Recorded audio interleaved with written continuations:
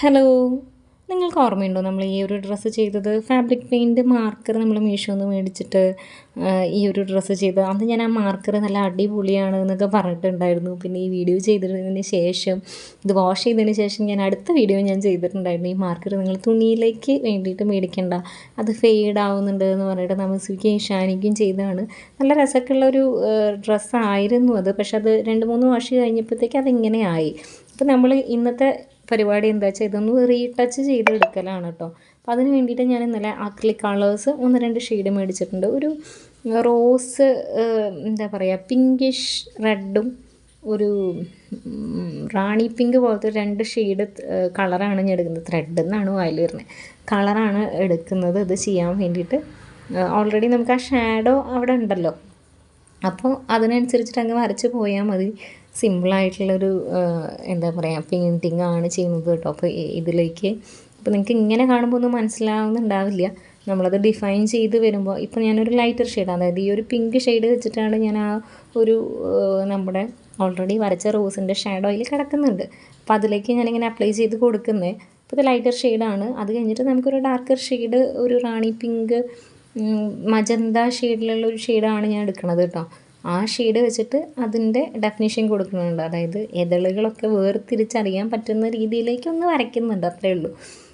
അങ്ങനെ ചെയ്യുന്നുണ്ട്. അത് കഴിഞ്ഞിട്ട് പിന്നെ നമുക്ക് ഇതിനെ കുറച്ചും കൂടി ഒന്നൊരു ഫോയിൽ പ്രിൻ്റൊക്കെ വരില്ലേ, ഒരു ഗോൾഡൻ കളറ് വരുന്ന രീതിക്ക്. അപ്പം അങ്ങനെ ഒന്ന് ചെയ്യാൻ വേണ്ടിയിട്ട് ഞാനൊരു ഗോൾഡൻ അക്രിലിക് പെയിൻറ്റ് വാങ്ങിയിട്ടുണ്ട് കേട്ടോ. അത് ചെറിയ ബോട്ടിൽ. ഞാൻ വാങ്ങുന്നതൊക്കെ ഈ ഒരു 25 റുപ്പീസിൻ്റെ ബോട്ടിലായിട്ട് നമുക്ക് കിട്ടില്ലേ, അങ്ങനത്തെ ബോട്ടിൽസാണ് മേടിക്കാറുള്ളത്. ആവശ്യമുള്ള കളർ ആവശ്യത്തിനനുസരിച്ച് മേടിക്കുക എന്നുള്ളതാണ് എൻ്റെ കയ്യിൽ. പേസ്റ്റൽ ഷെയ്ഡ്സ് ഒരു പാക്കറ്റ് ഉണ്ട്. അതിലിപ്പോൾ 2-3 ഷെയ്ഡൊക്കെ കഴിഞ്ഞു. അതല്ലാതെ ഞാൻ ബൾക്കായിട്ട് ഒന്നും തന്നെ വാങ്ങുന്നില്ല കേട്ടോ. എന്താണോ ആവശ്യം അത് വാങ്ങുക എന്നുള്ളതാണ്. അങ്ങനെയാണ് വാങ്ങിക്കൊണ്ടിരിക്കുന്നത്. വാങ്ങിച്ച് വെക്കുന്നതിൽ തെറ്റില്ല. എപ്പോഴും യൂസ് ചെയ്യുന്നുണ്ടെങ്കിൽ നമുക്ക് വാങ്ങാം. അങ്ങനെ വാങ്ങിക്കാം കേട്ടോ. ഇതിപ്പോൾ സാപ്പ് ഗ്രീൻ കളറാണ് ഉള്ളത്. സാപ്പ് ഗ്രീൻ കളർ വെച്ചിട്ട് ഞാൻ ഈ ലീഫൊക്കെ ഒന്ന് ചെയ്ത് കൊടുക്കുന്നുണ്ട്. ബ്രഷസ് ഞാൻ യൂസ് ചെയ്യുന്നത്, ഇത് ഞാൻ മീഷോന്ന് ഒരു, എനിക്ക് തോന്നുന്നു 129-139 രൂപയ്ക്കേറ്റോ മീഷോന്ന് മേടിച്ചിട്ടുണ്ടായിരുന്നൊരു ബ്രഷ് സെറ്റാണ്. ഒരു ബിഗിനർ എന്നുള്ള രീതിയിൽ നോക്കുകയാണെങ്കിൽ ഈ ഒരു ബ്രഷ് സെറ്റ് വളരെ അടിപൊളിയാണ്. അതിനകത്ത് ഒരു ഒരുപാട് 17-18 എത്രയോ ബ്രഷസ് ഉണ്ട്. ഒരുവിധ സൈസിലുള്ള ബ്രഷസും ഫാൻ ബ്രഷസൊക്കെ ഉണ്ട്. ഞാൻ മീഷോയുടെ ലിങ്ക് എന്തായാലും ഇതിൽ കൊടുക്കാൻ പറ്റില്ലല്ലോ, നോക്കട്ടെ. ഞാൻ പറ്റുകയാണെങ്കിൽ താഴെ ഡിസ്ക്രിപ്ഷനിൽ അതിൻ്റെ ലിങ്ക് വെക്കാം കേട്ടോ. ബ്രഷ് സെറ്റിൻ്റെ വേണമെന്നുള്ളവർ മേടിച്ചോളൂ. ഫ്ലിപ്കാർട്ടിൽ സെയിം സംഗതി ഉണ്ടോ എന്നുള്ളത് അറിയില്ല. ഉണ്ടെന്നുണ്ടെങ്കിൽ ഞാൻ അതിൻ്റെ ലിങ്ക് ആണെങ്കിൽ എന്താണെങ്കിലും ഞാൻ കൊടുക്കാൻ പറ്റിയത് കൊടുക്കാം. നമ്മൾ അത്രയ്ക്കൊന്നും വരയ്ക്കുന്നില്ല അല്ലെങ്കിൽ എപ്പോഴും പ്രിഫർ ചെയ്യുന്നില്ല എന്നുണ്ടെങ്കിൽ ഇതൊക്കെ തന്നെ ധാരാളം മതി. ഇതിനകത്ത് ഒരുപാട് സൈസസ് ബ്രഷ് അവൈലബിൾ ആയിട്ടുണ്ട് കേട്ടോ. നമ്മൾ ബ്രിസ്റ്റോൻ്റെയോ ആർട്ട്ലൈൻ്റെയോ ഒക്കെ കോസ്റ്റ്ലി ആയിട്ടുള്ള ബ്രഷൊന്നും, ബ്രിസ്റ്റോ അല്ലല്ലോ, എന്തായിരുന്നു പേര്, പ്രൊനൗൺസിയേഷൻ തെറ്റിപ്പോയി എന്ന് തോന്നുന്നു. അത് വാങ്ങിക്കണം. വോട്ടവർ, നിങ്ങൾക്ക് മനസ്സിലായെന്ന് വിചാരിക്കണം. അത് വാങ്ങിക്കണം എന്നൊന്നുമില്ല. ഒരു മിനിമൽ സാധനം വെച്ചിട്ട് നമുക്ക് ചെയ്യാം. ഇതാണ് ഞാൻ പറഞ്ഞ ആ ഗോൾഡൻ കളറ് അക്രിലിക് പെയിൻറ്റ് കേട്ടോ. അപ്പോൾ ഇത് ഞാൻ പെയിൻ്റായിട്ട് തന്നെയാണ് മേടിച്ചത്. അത് കോണായിട്ടും ഇങ്ങനെ എന്താ ഗുട്ട കോണോ അങ്ങനെ ആയിട്ട് കിട്ടുന്നതായിട്ട് കണ്ടിട്ടുണ്ട്. ഷോപ്പിൽ ഞാൻ കണ്ടില്ല. 3D ലൈനറായിട്ടുള്ളത് ഉണ്ട്. ഞാൻ പെയിൻ്റായിട്ടുള്ളതാണ് വാങ്ങി. നമുക്കിപ്പോൾ ഓർഗൻസയുടെ ഷോള് അല്ലെങ്കിൽ ജോർജറ്റിൻ്റെ ഷോളിലൊക്കെ ഇതുപോലെ പെയിൻറ്റിങ് ചെയ്തെടുക്കുകയാണെന്നുണ്ടെങ്കിൽ നമുക്ക് ആ ഒരു ഗോൾഡൻ 3D ലൈനർ വെച്ചിട്ട് ഔട്ട്ലൈൻ കൊടുക്കുകയാണെങ്കിൽ നല്ല അടിപൊളിയായിരിക്കും കേട്ടോ. അങ്ങനത്തെ അത് കണ്ടിട്ടുണ്ട്. അപ്പോൾ അങ്ങനെ ഒരു ഷോളൊക്കെ കസ്റ്റമൈസ് ചെയ്തെടുത്താലൊക്കെ നല്ല കിടിലമായിരിക്കും.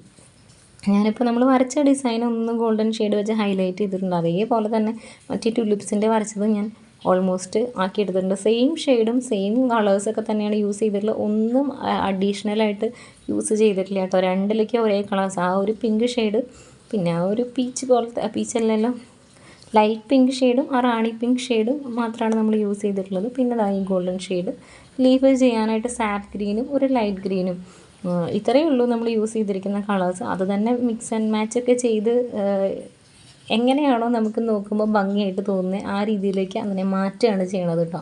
നമുക്കിങ്ങനെ ഇങ്ങനത്തെ ചിലപ്പോൾ പെയിൻറ്റിങ്സൊക്കെ കാണുമ്പോൾ ചിലപ്പോൾ തോന്നും അയ്യോ ഇതെന്തൊരു ബുദ്ധിമുട്ടാണ്, നമുക്കൊന്നും ചെയ്യാൻ പറ്റില്ല. പക്ഷെ അങ്ങനെയൊന്നും ഇല്ല കേട്ടോ. നമ്മൾ ശരിക്കും ഒരു പ്രാവശ്യം അതുമ്മേക്കൊന്ന് ട്രൈ ചെയ്ത് നോക്കിക്കഴിഞ്ഞാൽ ബ്രഷൊക്കെ പിന്നെ തന്നെ നമ്മുടെ വഴിക്ക് വരും. എനിക്ക് അങ്ങനെയാണ് ഫീൽ ചെയ്തിട്ടുള്ളത്.